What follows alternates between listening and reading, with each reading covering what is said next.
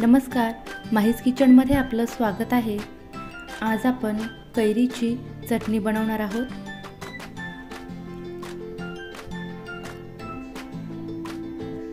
चटणीसाठी मी इथे 2 मध्यम आकाराच्या कैऱ्या साल काढून घेतलेली आहे आणि कैरीचे बारीक तुकडे केलेले आहेत। चवीनुसार 8 ते 10 भाजून घेतलेल्या मिरच्या, लसूण, थोडंसं आलं, जिरं, भाजून घेतलेले शेंगदाणे, कोथिंबीर आणि चवीनुसार मीठ।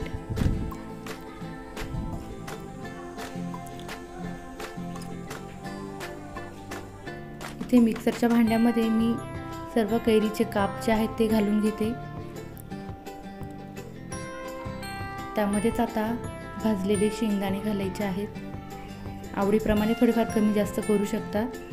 चवीप्रमाणे हिरवी मिरची वापरायची आहे। चटणी म्हटली तर तिखटच हवी, मी इथे मिरची भरपूर वापरलेली आहे। भाजलेलं लसूण, थोडंसं आलं, जिरं, भरपूर अशी कोथिंबीर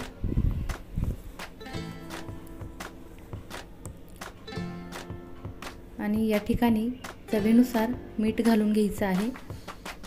अगदी झटपट अशी चटणी तयार होते।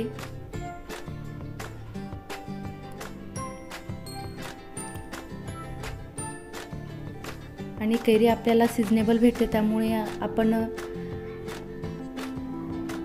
बघा कैरीची चटणी छान तयार झालेली आहे।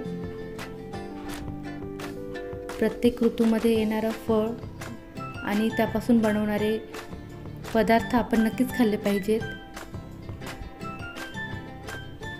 छान अशी कैरीची चटणी तयार आहे। तुम्ही देखील कैरीची चटणी नक्कीच करून बघा आणि आजची रेसिपी कशी वाटली हे मला कमेंट करून नक्कीच सांगा। तुम्हाला जर माझ्या रेसिपीज आवडत असतील तर माहीज किचन चॅनलला लाईक करा, सबस्क्राईब करा आणि शेअर करा। पुन्हा भेटूयात नवीन रेसिपीसोबत। थँक्यू।